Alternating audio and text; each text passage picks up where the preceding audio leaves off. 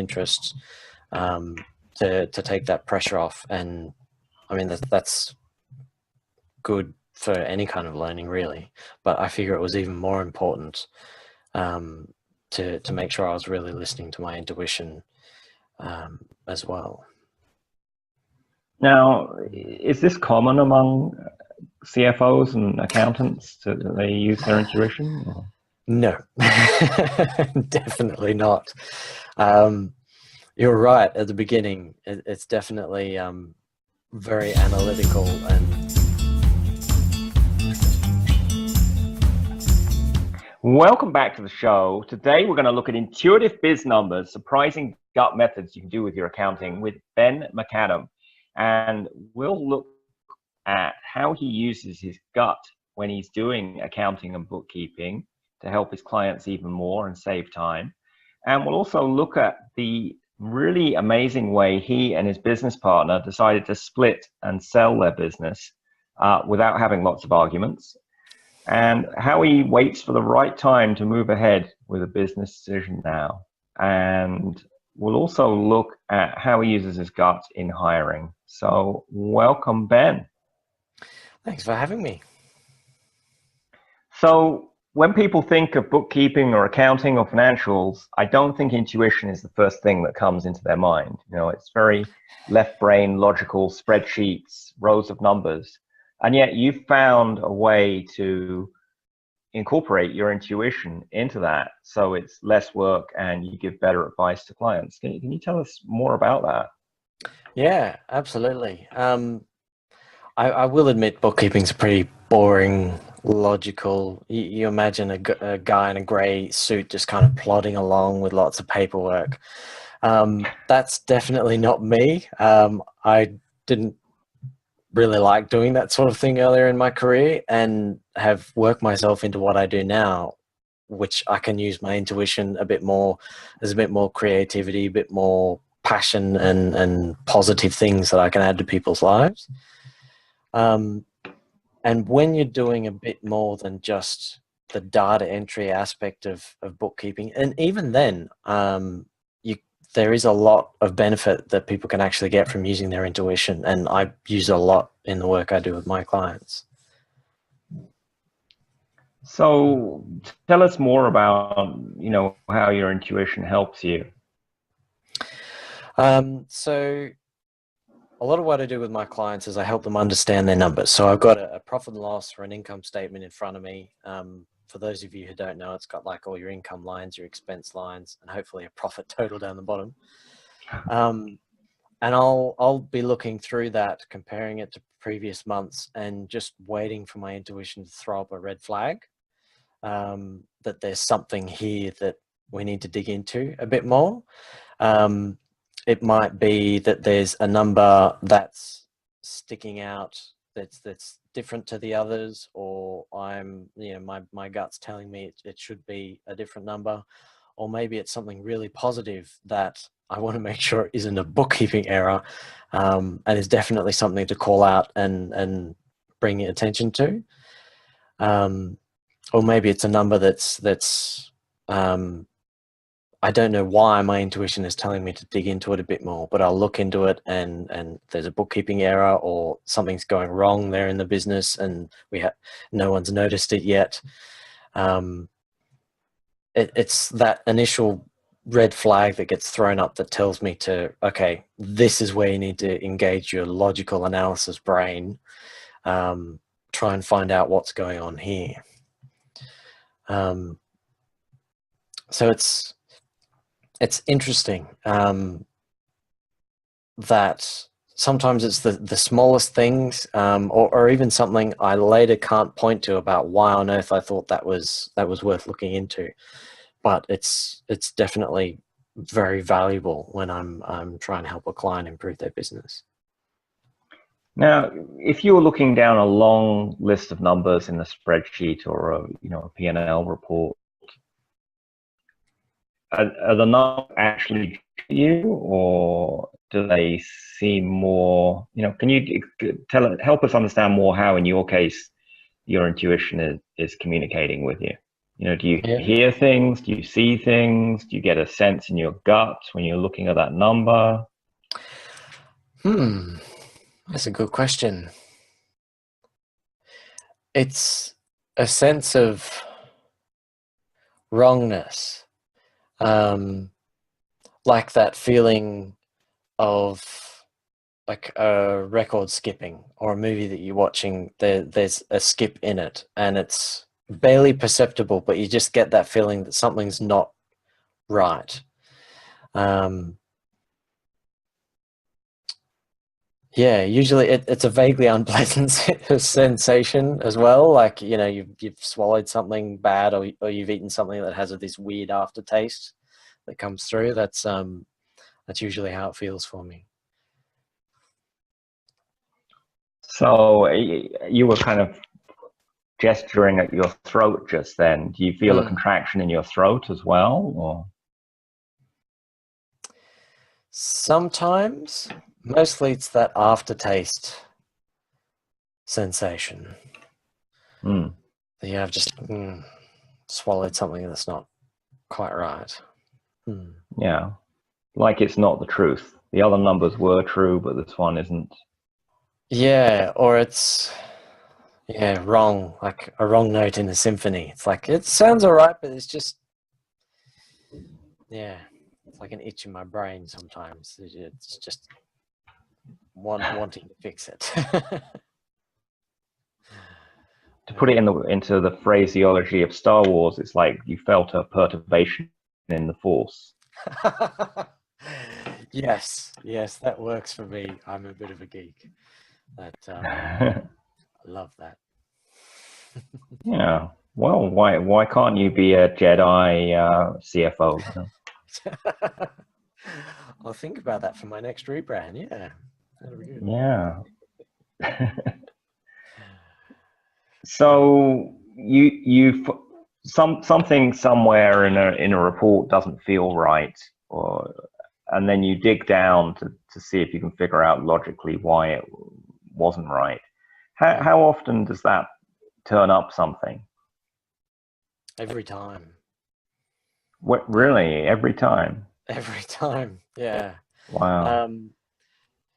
Sometimes it's just the bookkeeper has put a transaction in a different category than normal, or if this is the first time I look at a client, it's a different category than I would have put it in, which is okay. I'm flexible, but yeah, it always turns up something. It wasn't always the case. I think I've been training my intuition for how many years have I been doing this now? It was like over a decade, I think. In the beginning, there was no intuition, and just one of those things that develops. You see enough numbers, you start to get a feel for it intuitively. Now, you said you trained your intuition. How exactly did you do that? Was it just looking at a lot of numbers, a lot of reports, and digging down into them, or do you do anything else to train your intuition? Yeah, it's been a fairly passive learning experience. Like one of the things I enjoy doing is learning languages, even though I may not have any reason to speak them, just for like the intellectual challenge. And they talk in that about active things that in like you've got your active vocabulary and your passive vocabulary. The active vocabulary is the words that you know really well, and you can use them if you want to assemble a sentence. Whereas the passive vocabulary are the words that you don't know that you know until somebody says them or you read them, and then you know what they are. And the passive vocabulary, that's all subconscious learning, or things that you haven't put dedicated effort in to try and memorize, or that you haven't memorized enough. And so some of my intuition for the numbers has just purely been a volume approach of I've seen a lot of numbers, and so my subconscious, my intuition in the background is putting together all sorts of rules and has a lot of data points to draw from. But I did the bookkeeping business that we're going to talk about a little bit later, when a client would first start, I would go through and I would look at their income statement and profit and loss, and use that to train my intuition. I'd look through and say, okay, do any of these numbers not look right? And just kind of see whether I have a reaction to it or not. And then I would actually go in and have a look and see if there's anything wrong with it. So I took that opportunity to make that an intensive learning experience and see if I could train my intuition or not. And I think it helped. Yeah. So you would, do this in a low risk environment where you could just listen to your intuition, check it out, repeat it, and just, help it learn when you're getting that right nudge that something's not right with the numbers. Absolutely, yes. And spot on with the low risk part of that, because it wasn't live with a client or a potential client who I'm trying to impress. This was on my own time, so it was easier to listen to my intuition and not have something else be clouding that, like my desire to find something so I can impress my new client could cloud what is actually my intuition and what's just my desire to please or something like that. So was this at home in your accounting dojo and you were wearing sacred robes and like meditating before you got to look at the report, or? Not any particular external aspects to it, but there was definitely I would do it when I was relaxed. There wasn't a deadline. I would often do it later at night when my conscious brain was a bit quieter, a bit worn out from the day. So nighttime's pretty good for that. But generally that sense of I have all the time in the world. I'm doing this just for fun, just as an interest, to take that pressure off. And I mean that's good for any kind of learning, really. But I figure it was even more important to make sure I was really listening to my intuition as well. Now, is this common among CFOs and accountants that they use their intuition? Or? No, definitely not. You're right at the beginning. It's definitely very analytical and logical. They might have rules of thumb, like Charlie Munger's famous investing rules. People have their own mental frameworks that they run through, but it's very much a conscious thing, a framework that they've assembled logically, or they've learned from somebody else.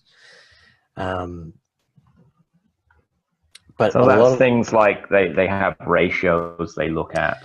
I don't know what Charlie Munger's investing rules of thumb are, but I assume he looks at certain ratios or whether the revenue. Yeah. So yeah, other CFOs, it'd be a lot more heavier on the analysis, maths, statistics, ratios, that sort of thing. Whereas a lot of what I do is helping with mindset issues as well with my clients. It's not just here's what your numbers mean, because I could give them the information, but if they're just going nuts with self-sabotage and money mindset issues, then my advice isn't really going to make a positive change in their life. So because there's also that interpersonal element, which a lot of CFOs don't necessarily focus on, because there's that interpersonal element, then the intuition becomes even more important, as it does in any other social situation. Now, by mindset, you mean the beliefs they have about their business and the financials and money. Yeah. Yeah. Is there a particular mindset that you've come across a lot in entrepreneurs that gets in their way? Yes. Usually it's when they're growing their business, there is a ceiling, a certain amount of success, certain amount of revenue, certain amount of profit, certain team size, certain public notoriety, not notoriety, but how well they're known. They'll hit a ceiling of what they're comfortable with or what they feel they deserve, or what the people around them, whether that's their family or their close friends, the level that they get at, or the level that those people close to them feel is appropriate. Usually it's hitting that ceiling for any one of those reasons. Self-sabotage has a tendency to keep them below that ceiling. So there might be something that, like it might be a piece of advice that I give them, or, you know, they've come to me saying, I've tried X, Y, and Z, and I don't seem to be getting any further ahead. That there's a self-sabotage. Even if they manage to get one project to go well, they'll sabotage in a different area of their business or their own personal productivity or personal life even to offset that and stop them from getting past that ceiling. So that's the most common one. Other ones would be related to money. I mean, there's so many mindset issues around money that people have, and they show up in business. I mean, if you were to positively reframe this challenge, it would be that business is like the best self-development exercise you could ever invest in, because all sorts of your own limitations, limiting beliefs, come up, and it's like a chance to work on them. And when they come up, when they're in the light, it's a lot easier to make some changes. Well, and assuming your business has more than just you in it, probably has staff in it, has vendors, has clients. You may also be operating with their mindsets as well. Yeah. So not only doing your own self-development, but effectively you're helping other people self-improve as well. That's a good way to look at it. I like that. Yeah. It's a bit So more selfless. Yeah. Well, it's fine to do things for yourself too. Nothing wrong with self-love, but I'm just saying it's, changing your own mindset is a big enough challenge, but you often have to change other people's mindsets or fire them and replace them with someone who has a better mindset. Yeah. I mean, we think we fire employees because they weren't performing well or they had a bad attitude, and that may well be true, but maybe underneath that they had a mindset issue that didn't let them perform well, or maybe they were being part of your self-sabotage. Yes. Yeah. I've had to talk to a few clients recently about their team members that aren't really performing very well or that aren't a good fit. It's like the C-class employee. They're kind of ticking along. They're doing just enough not to get fired, but in a small business, every person counts. So you need somebody that is a much better fit, brings better energy to the business and to the business owner, because these are the people that you interact most often in your life. So it will have a big impact on your own energy, as well as just the pure hard-nosed business evaluation of who's being most productive or not. Well, that could be hard-nosed. It could also be what's described as tough love. Yes. Yes, what's that's best true. for the business and everyone else on the team, and what's really best in the long run for them. Yes, if somebody's not performing well in your business, there's a lot of reasons why, and it may not be the best job for them, and freeing them up to find something that better suits what they're looking for. and enables them to achieve really good results, be fulfilled, all that sort of thing. So it makes me ask, when you're hiring, do you use your intuition there, or is it a bit of a crapshoot? Or definitely intuition. I've had a few different experiences of hiring actually.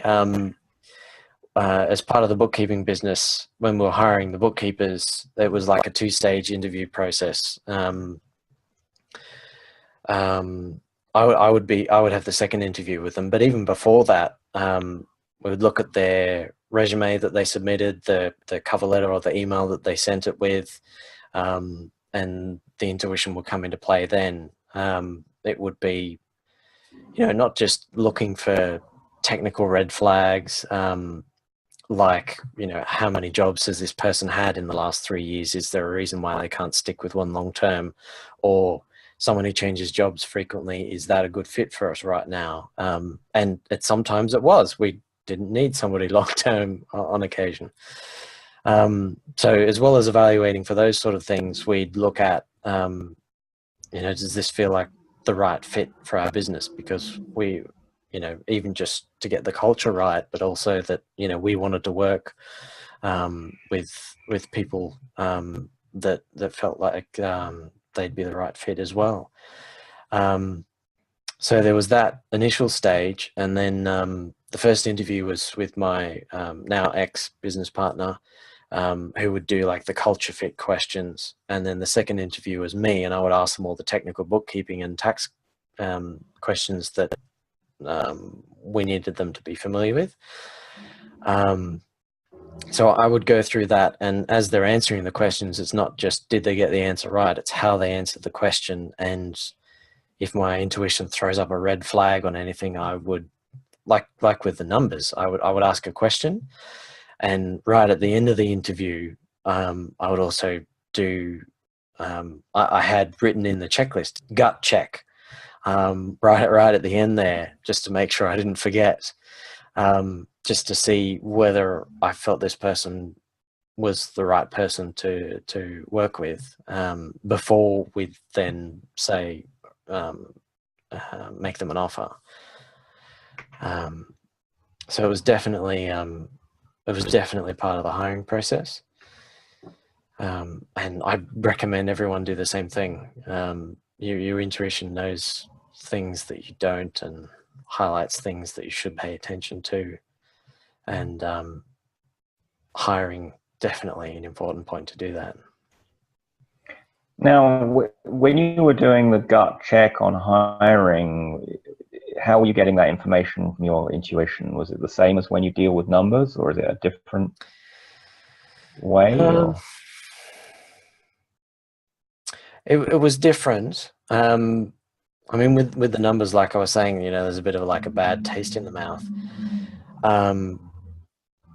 For the hiring things, it was more like I would sit and feel, how did I feel after speaking to this person for half an hour or an hour?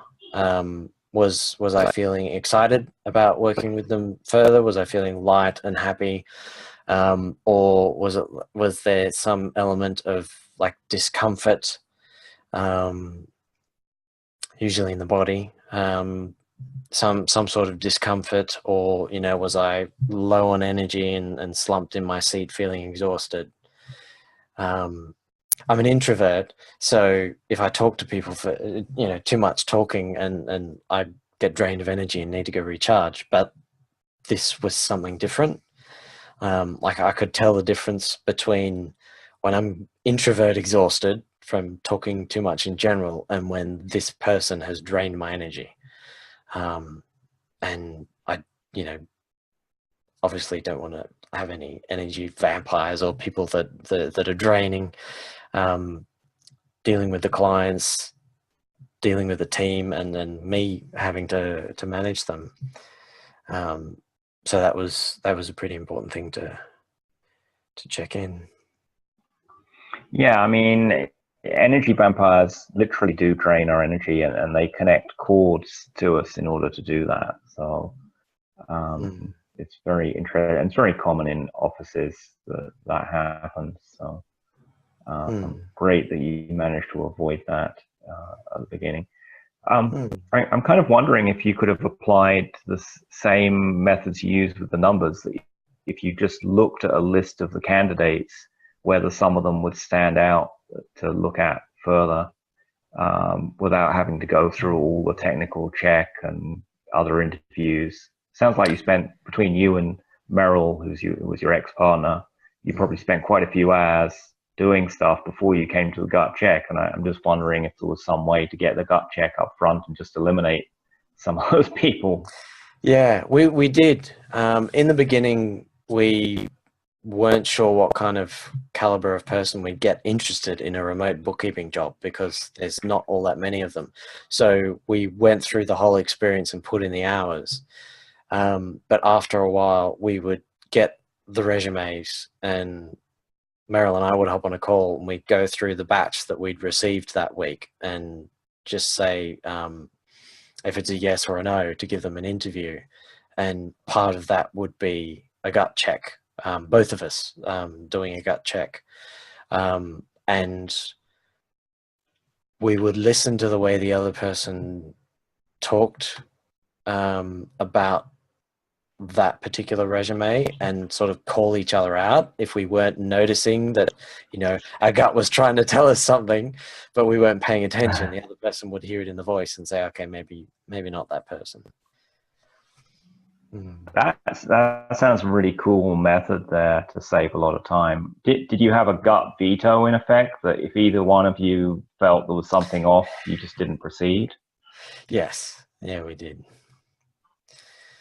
Yeah. In the beginning, it was, I forget whose idea it was, but I've heard it in so many different places that in business, a lot of what you do in the beginning is say yes to everything. Yes to all sorts of opportunities, see how they turn out. And because they might take you places you didn't think of, or you never know where things can lead. But then over time, you start saying no a bit more. And so in the beginning, it had to be both of us saying no for us to not give a person an interview. We would, you know, if we were on the fence, we would spend the time anyway, because at the very least we would get practice interviewing people, and that we felt was a good investment. It would, yeah, I mean, practice interviewing people from both a technical standpoint as well as, you know, training our intuition. Not that we went into that much detail about it. But if anybody's listening is thinking of doing the same thing, well, you know, it's good practice. And at the beginning, we weren't absolutely swamped with clients, so we had a bit of time to invest in that kind of learning. But over time, we changed it. If one person said no, then it was a no. We just didn't do it. We didn't go forward with it. Well, I think that's a great method, and you know, I've seen people extend that to their teams. That, you know, if they've done an interview and then maybe later on the team members they'd work with do like a group interview. If anyone's gut there feels something's off, that's a no as well. Yeah, yeah. I mean, so long as you've got the right people on your team, and they're not just saying no because they feel threatened that this person's going to replace their job, or there's some other negative issues that they're putting on this new person.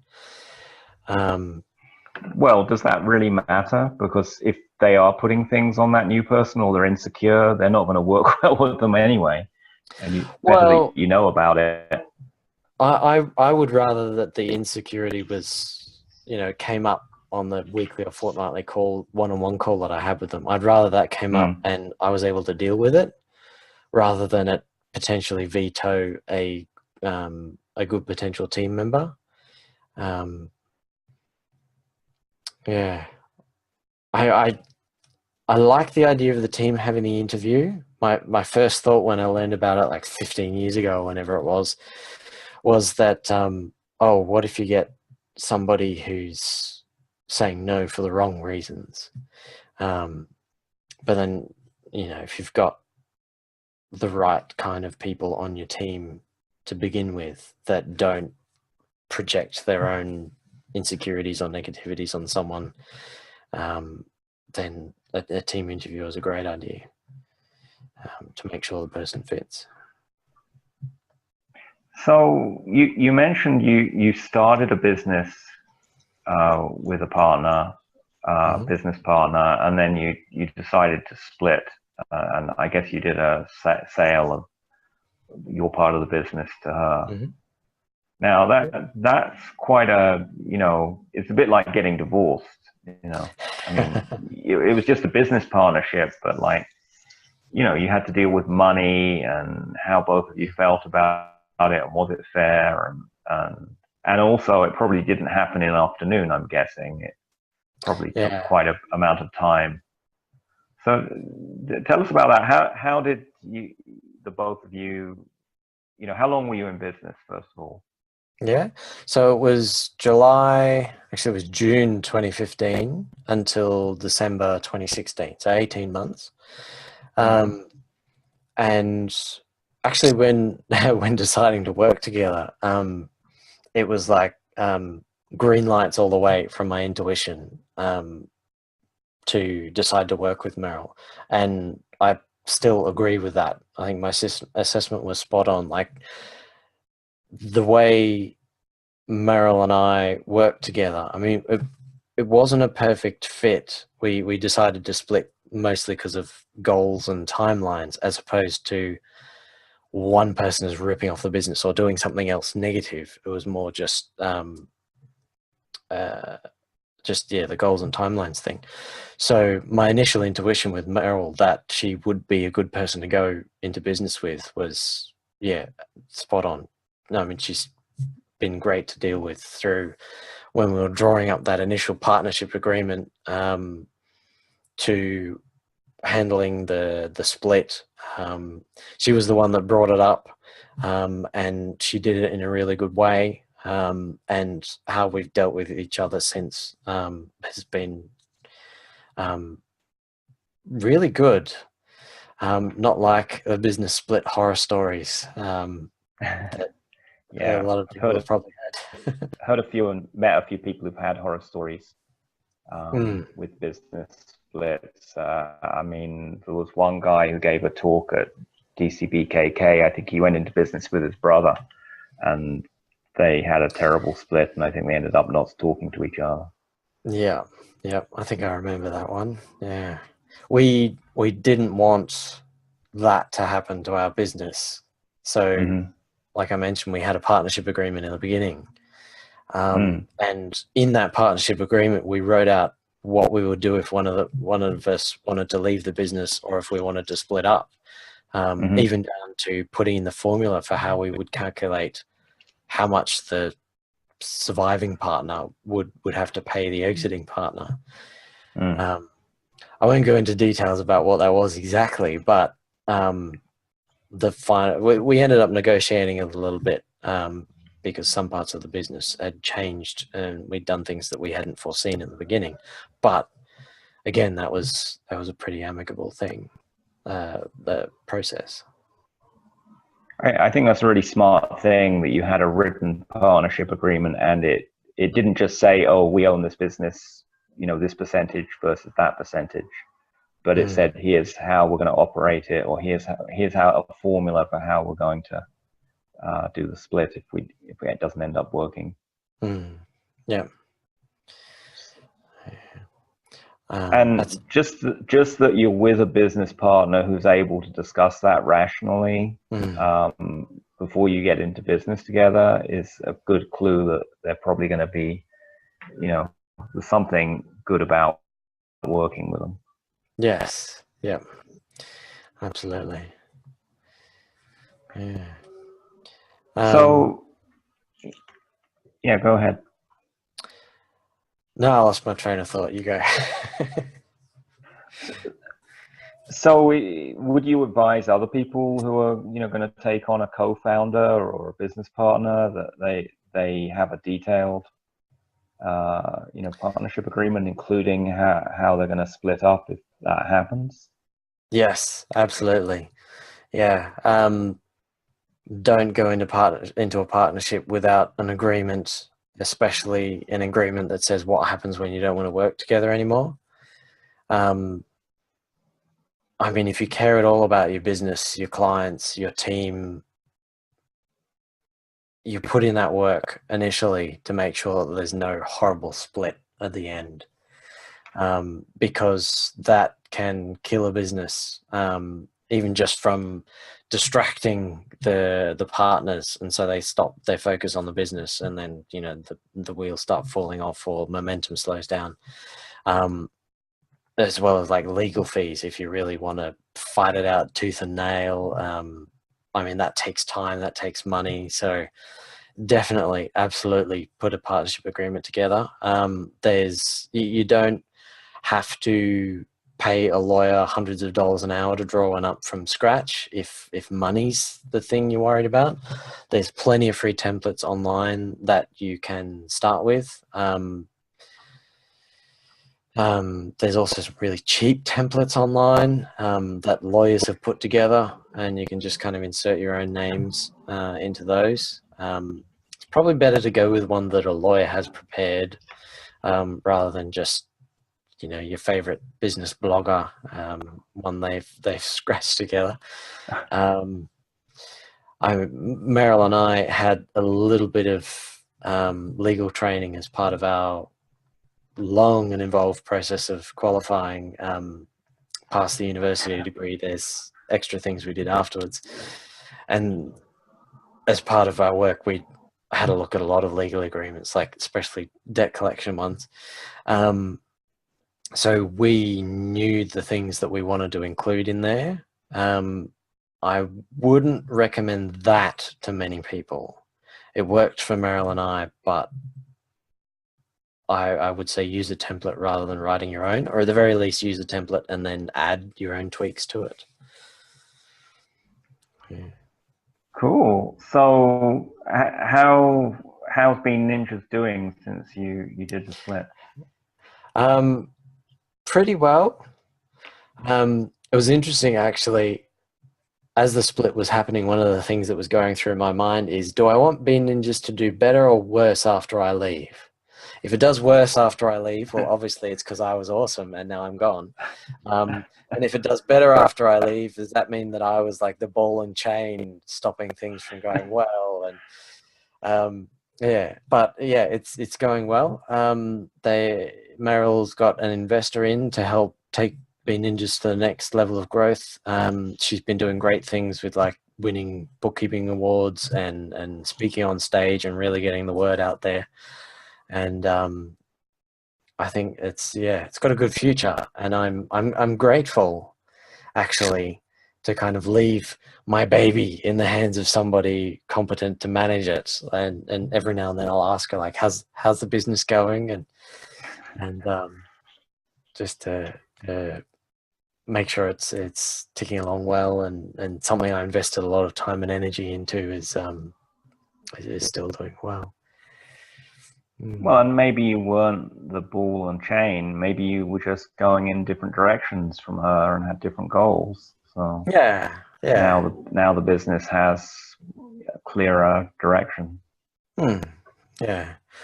I wouldn't discourage people from a partnership in business. I still think it was a good experience, and I think the fact that the two of us specifically were working together helped Bean Ninjas take off so quickly. I think it's more just, if you are in a business partnership, have that agreement at first and then pull the ripcord earlier than most other people do, so you don't get to the point where you're tearing at each other's throats. Like, check in with one another, check in with your gut about whether this is the right time to leave the business, or whether you're still wanting to continue working together. I think that's pretty important for anyone who's in a business partnership or considering one. Did you have like a formal, gut check, like an annual retreat or sometime where you looked at the business's goals together? Or Yeah, Meryl lives in the next state away from me, on the Gold Coast in Queensland, Australia. I'm down in Sydney. And every 2 or 3 months, I would fly up there for a week and we would work on some project for the business and we'd check in with goals. Um, it was a lot easier to get projects moving if we were in the same place, and it was a lot easier to talk about nebulous, sensitive topics like goals, keeping on the same page, or that sort of thing. If you're in the same room, you've got like body language, and even the energy is not quite the same through a video call as when you're actually sitting in the same room as somebody. So for those kind of crucial, sensitive topics, it can be useful to do those in person. now, you did a lot of practical things to make the split go well by having a written agreement, and it sounds like you and she worked out a fair way to do the split, and how you would transition out of the business. But what about the energy side of it? Did you do any energy work to have the split go well? When we were hammering out the split agreement, we would talk through the terms, and in the discussion we'd discuss back and forth, and we'd come to some, not quite an agreement. It was a bit more tentative. Like we'd say, this sounds good, and then we'd actually sit with it for a couple of days and see how that felt. See, if the intuition or the gut check threw up anything that maybe, this didn't quite feel right, or it didn't quite feel fair to the other person, as well as, just to ourselves. And then if there was something, then we'll come back and we'll say, actually, I want to talk about this again. It doesn't quite feel right. And yeah, we ended up pretty happy with the agreement. I mean, in any negotiation, you've got to meet halfway, which means a certain amount of unhappiness that you've got to compromise. But I think we got pretty close to not perfect, but harmonious agreement. And part of it was that process of giving it a couple of days, let it sit, see how that felt. Was having a harmonious agreement an intention both of you set, or? Yes, because we still wanted to be friends afterwards, and we still wanted to work together afterwards. And I mean, I at the time had a tax practice, and a number of my tax clients were being just bookkeeping clients, and we commonly referred between them. Like if any of my tax clients or my virtual CFO clients needed a bookkeeper, and they were a good fit, then I'd send them over to Ben Ninjas, and vice versa. If someone was looking for a tax accountant or wanted to understand the numbers a bit, then Ben Ninjas would send them to me.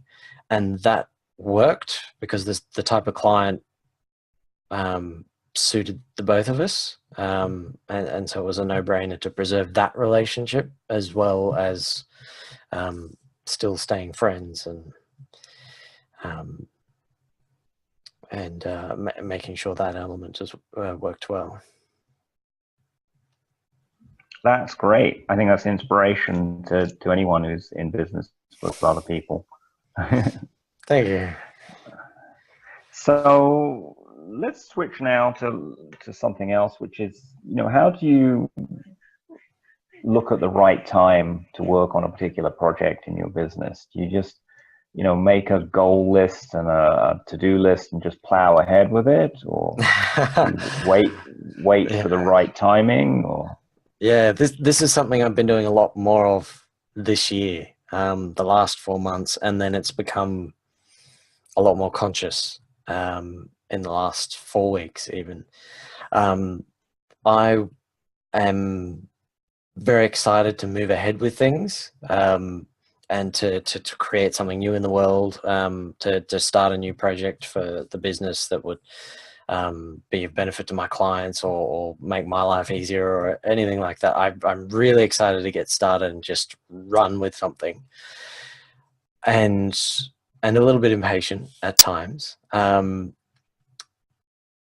So I would sometimes start projects and it doesn't quite flow easily. Roadblocks and obstacles come up. Whereas when it's the right time for something, and externally, and when it's the right time for me to do something, everything just flows. And I've noticed that my intuition is pretty good at letting me know when it's the right time to move forward with something. So I'll have my list of goals, the things that I want to happen, and I've started removing specific dates from it. So I might have this vague sense of time, like in the next year I would like to do X, or I would like to be approximately here in the next, say, 3 to 5 years. Or I might say in the next 2 months I would like to get started on this project, and then I just wait. And when it's the right time, my intuition usually lets me know with, like, I'll feel a burst of excitement and motivation and that sense of flow whenever I start thinking about it, or talking to people about the project, or even just writing plans or notes about the project. And then things generally work a lot better. I mean, my intuition isn't so good on this. This is fairly new. But it's definitely making my business life, and my life in general, actually a lot more relaxed and calm and easier. Like the sense of ease when it's like, okay, it's the right time, I'm going to do it now. That's been really, really helpful. I mean, that sounds really a big change from forcing things to happen at the time that are on your goal schedule. Yes. A few things helped highlight to me that, I'm pushing too much and I need to wait until it's the right time. Is that I had a quiet period over December and January. Like, a lot of my clients, they're either on holidays or they're busy selling their little hearts out over the Christmas retail period. So it goes really, really quiet over there for like new inquiries, for new leads. And that forced me to wait on a few things. And then I just kept waiting. Other things came up, like when the quiet period ended, some new client leads came in and I was focusing on those rather than trying to plow ahead with a few projects. And then I noticed just my intuition say, it's time to do this one now. And it just worked. Whereas when I was forcing it before Christmas, now after this slow period ended, my intuition said it was the right time. Everything just flowed. The other thing I credit is your influence, actually. I follow you on Facebook and all of the stuff you talk about on intuition. That I don't remember what specific thing it was that reminded me of it, but I think it was this perfect storm of, I think it was a comment you put in the DC on some totally unrelated thread about the what would it take exercise. And my intuition was actually, I think it was a few days after that feeling that, yes, I can move ahead with this now. I think those two coming together made me think about it a lot more, and made it more of a conscious decision to actually wait for my intuition to say that it's the right time to do something. So, like, right at the moment, I'm thinking of offering group programs instead of just like one-on-one advice and retainers. And that's been something that I really, really, really wanted to get started with like 6 months ago, but was never quite the right time. And about a week and a half ago, my intuition tells me, it might be the right time to start a beta group of people that you've talked with before that you think would be a good fit. Just now might be the right time to do that. And so, I've started writing notes about it, and then in the last week or so, I started to get this feeling that maybe it's not quite the right time. And I think, okay, well, why is my intuition telling me that? And I sit down with a journal and I just brain dump my train of thought. And it turns out that my calendar is full for the next week. So for the next week or two. So now is a terrible time to say that people should get on a call with me to talk about this group program. Whereas if I hadn't listened to my intuition, I probably would have posted this. I posted an offer in a group about the group program, and it just wouldn't have gone so well. So that's it's a bit more of a detailed example of how that waiting for my intuition to say now's the right time. That's a great learning you've had around finding the right feeling for the right time in your business to move forward instead of pushing. Yeah. I did an interview with Justin Patty Deus around business and seasons. I think it was episode 39, where she talks about that whole topic in detail. So I'll put that in the show notes for folks who are interested in that. So now, some people look at actually, the energy of the days in the calendar and pick days that have good energy, either using astrology or some other method to pick up the energy for their business that will be good. Do you do anything along that regard to look into the future, or?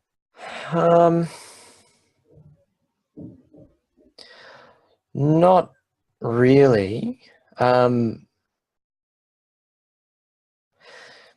Seasons are a thing for me. Like during the winter months, less heat, less sunlight, I tend to feel a bit more sluggish. Seasonal affective disorder, SAD, the acronym, might be something like that. So I try not to start anything new or anything that's going to require a lot of my energy. I try not to do that in the winter, or if I feel like it's the right time, I don't go gung-ho with it. I make it more of a relaxed thing. So the seasons are definitely something I keep in mind. And apart from that, it's a little bit more practical. Like I don't do things over Christmas, and I don't do things over the 30th of June, July, August, which is year end here in Australia.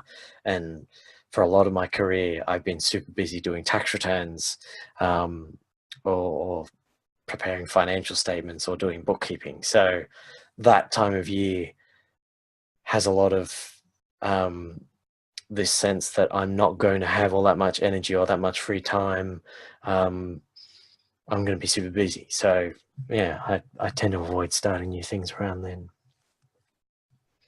Yeah, I mean, I used to get seasonal affective disorder when I lived in England, which has really dark yes winters. But since I've been nomadic, I just don't actually have that. I don't hang around in places in the winter that are like that. So. Nice. Yes, I stayed in England around the Lakes District for a couple of months over Christmas, and it was the first time in my life I'd ever come across this idea that the sun can only be up for 6 hours in the middle of the day. Right. You get up before the sun's up, and you come back from work after it's gone down. Yes. Yep. That was a bit of a challenge. I'm a bit spoilt here in Australia for sunlight, but even here, there's like that's why when, like I mentioned, every 2 or 3 months I would fly up to see Meryl, is because she was in the sunny beachy location, and I was in like the suburban, not so sunny beachy location. So that definitely impacted the decision. Cool. Yeah, a bit of sunshine really helps, I find. Mm. And if you don't have sunshine, you can always do the TLC, connect to the light exercise that I talk about in my book and website.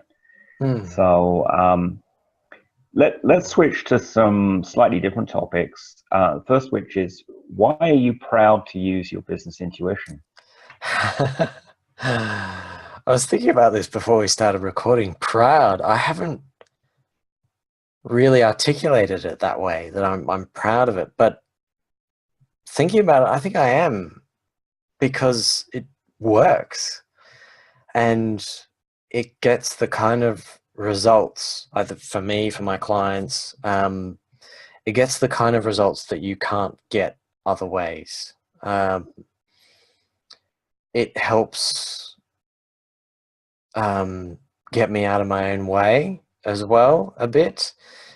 Even just taking a moment to listen to my intuition and filtering out the other voices of like, my sense of self-worth, or the self-sabotage, or, if I'm hitting my own ceiling, like I mentioned with my clients, just that process of shutting them out or quietening them down so that you can listen for your intuition, even like getting the break from those other voices, can be really, really helpful. But yeah, the results, I think, the surprising results as much as the effective results, I think. It's like people say about networking, when you're networking, the idea isn't that you sign up this person as a client, but there's all sorts of other random opportunities that come out of nowhere from networking. And I think that's kind of how I think about my intuition versus the logical, analytical part of my brain, is that it has all of these benefits that you just can't get any other way. For me, anyway. Yeah. So, as you may know, I'm on a mission for all businesses, all entrepreneurs, to openly use their intuition, because they'll make more profits and have less stress, be more joyful in their business. And also, I think if every business leader on the planet used their intuitive sense as well as their rational mind, they'd make less stupid decisions that hurt other people on the planet. Yeah. So I'm curious to ask you, what would it take to make business intuition more openly used this year? Well, for me, what worked in the past was just having a reminder of some sort to check in with my intuition. So, like I mentioned with the hiring, it was actually written in the checklist of all the questions I was going to ask them, and there was gut check was written there. And now that I think about it, there was some like general notes I had for myself, and checking in with the intuition, the feel, that was at the top as well. So probably writing my own checklists, for maybe like I do a weekly or a monthly review of my business, how it's going, how I'm feeling about it. And I don't think I've actually written down gut check into there. So I will actually, right after we finish recording, I'm going to go open that Google Doc and pop it in. I've also recently started journaling most days. It's supposed to be a daily habit, but I'll get there. And that is a pretty good way for me to check in with my intuition, because I do the style of journaling where you start by thinking of the problem, and then you just write your train of thought down, and getting it out there where you can see it has all sorts of benefits, because then you get rid of the terrible mindset issues when your logical brain can look at it and ask you questions.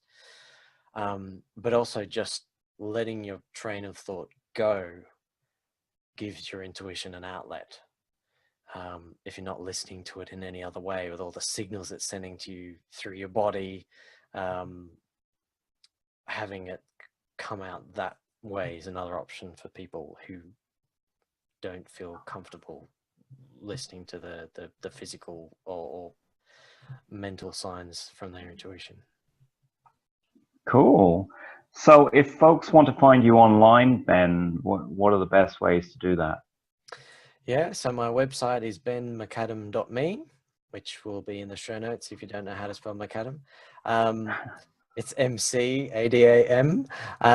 Or I'm also on Facebook, and the page is originally titled benmcadam.me as well. So you can search for me there, and I'm sure the links will be in the show notes as well. Also, I have a podcast. I keep forgetting about that. Which I'll be interviewing you on next week. I'm looking forward to.